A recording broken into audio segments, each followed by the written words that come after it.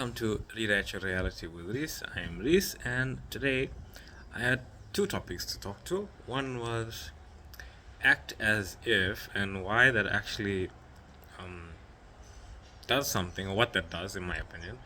And the other one was the understanding of ego desires and divine heart desires. So let's start with the act as if. It's kind of a process that some people embody, and I think it's quite wonderful, actually. Act as if, because sometimes when you're in the middle of circumstances, you are acting as if you are indifferent. You are acting as if you are God, source of all of these things, that they are not your reality, and then it just goes back into source, goes back into the quantum field. So why does this work? Well, this actually came about because I was talking to a friend of mine, and I can't remember why we were talking about this, but he suddenly said, "Oh, right, if you act as if, then that kind of idea." So I sat there and I thought about it, like, in a moment. I was like, act as if. What is act as if doing? And I said, act as if is doing something very interesting, because in that moment you are setting the intention to be a certain version of yourself. It's the same thing as when you're scripting, or when you doing SATs, or when you're doing imagining, whatever. All of these processes are the same thing. They are merely putting your attention and focus on to the desired version of yourself, and as that self, seeing the desired version of reality that you want to see. Anyway, it's one and two. You embody that self who sees that reality. You don't see that reality from the self that you are now, who is not experiencing it. So what does act as if really do? It's continuously, consciously setting the intention in the moment as, well, I'm feeling and I'm thinking and I'm experiencing all of these things, but I accept that I am doing that. I accept that I'm feeling it, but in this moment, how do I want to act in this moment? Like, for my desired outcome, what is the person that I envision that has my desired outcome, that is experiencing my desired outcome from that moment, from that point of view, from that experience? So when you act as if, you are actually setting the intention each and every time to be a certain version of yourself. And you act it out, you act it out in the moment. And then when you refer to it again later on in the day, or the next day, or it is a memory that you have invoked over and over again in the way that you have acted it. And each time you do that, you are seeing yourself through the eyes of the version you would like to be, expressing that moment in the way that you would have liked it to have been. You are setting the intention. That's what act as if does. It's very interesting, subtle, unique way of being. Doing doesn't matter if everything is connected to every other moment, and no matter how difficult it may be to see, it is true. And a lot of the time you can't tell that, because, oh no, how can I be connected to my 10-year-old self, or 15-year-old self, or 20-year-old self? How can I replay those moments? Well, you're saying it's for the 10-year-old self that you can't replay those moments. And part of the linear experience is to be experiencing, time flowing from one end to the other. You believe in time. Every single human being believes in and as time. There's no getting away from that. You exist. Until you stop existing as a human, you're going to believe in time. The human experience is with the time, but you're not subject to that experience in the way that you think you are, right? So no, you can't go back in time to your 10-year-old self. One, you don't need to, for whatever reason you want to do that. And two, you can't have those experiences. They're still alive in you. You can have that same feeling, that same circumstance, and whatever your higher self that you are dictates as that experience will be your experience. It's up to you. I'm not going to dictate that. Hey, and for all I know, your consciousness could zip back into your 10-year-old self, and you could be experiencing that right now. I'm not going to limit you in what you can and can't do. right? I have no idea. I don't have the interest or the intention to jump back into my 10-year-old self. Sometimes I do, actually, now that, that you mention it, now that I think about it. So no one's limited in any way, shape or form. And I'll cast it. Yeah. So, that's intention, act as if.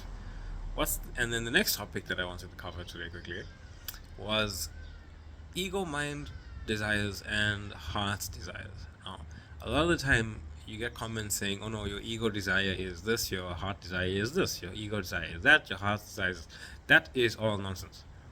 All of it. There's only God. There cannot be something called an ego or desire. The ego does not exist. That which does not exist cannot give rise to that which it needs to do. Right? It doesn't exist, you can't have a want. It's not a thing. So what the hell is that then? Okay, well, you exist as a human being. You identify as a human being. Every single one of us who's watching this video, or doesn't watch the video, or is watching something, or is doing something, or is taking a breath right now, identifies on some level as being a human being. Now let's give that a percentage just for the sake of it, right? You identify as a human 100%. So you will get 100% of the thoughts from and as that divine mind that you are, that revolve around you being human. Now what being human means is that when you have a desire or something, you translate that into, I don't have that, I want that, I need to get that, I need to do something to have that, be that, and whatever. Right? You have those thoughts and those feelings. You have those thoughts and feelings because you identify with separation. You have to have those thoughts. You identify with separation. How can you not? You're human. You are separate from that which you desire as a human being. You are. Okay? It's just a viewpoint. It is just one viewpoint. That's it. It's not a big deal that you have those thoughts. Like some people try to get rid of I don't want to feel like I want this because I want to experience it. No, have them. It's fine. How can it not be fine? It's there. It's like how can whatever you are experiencing not be fine? And again, I'm not talking about pain and suffering and all that kind of thing. I'm just saying like your thoughts. How can whatever thoughts you're experiencing not actually be fine? They are one with the divine mind. They have to be one with the divine mind, because the divine mind encompasses every single thought that has ever been and will ever be. Right? Akashic records or quantum field or all of reality, whatever you want to call it, who cares? Right? Every thought that has ever been must exist in the divine mind, because of the nature of your own belief system going from separation to no separation. It has to exist throughout this entire thing. So let's give a line here. You're 100% human, right? So you'll have 100% of those human thoughts. And as you expand and realize, I am not separate, I am not just human, I am having a human experience, I am spirit having a human experience, I am spirit absolutely and completely 100%, but I'm also human 100%. I'm completely human and I'm completely spirit and I'm completely God having a human experience, experiencing myself as God. So when you identify with God, you now have, for lack of a better term right now, access to I am thoughts, opposed to just I am human thoughts. Now you have I am that I am thoughts. I am what I desire to be. I already am that version of myself that I desire to be. I'm already doing what I want to be doing. Because you realize everything is happening now, in this now moment, and a desire is nothing more than a notification of what you are able and can experience right now as a feeling, as a thought, as a metaphysical experience, to call it forth from the invisible, that you are giving it light from that which you are. Right? You are giving yourself light. That frame is you. You are the light. You are the frame. You are the source of that light. Giving it light. You are you giving yourself life, love, life, light, whatever. Right? So there's no such thing as an ego desire and a heart's desire. There's only a frame of reference that you are giving yourself as a self-concept. So if your frame of reference is only that I am human, you are only going to get those thoughts of I am human, I want, I am separate. As you expand, you are pulling more from the divine mind, or rather, you are allowing more from the divine mind to come into your consciousness, because you are the divine mind. Right? You're just a you are a selected viewpoint, but you contain everything. You can't just split God. Right?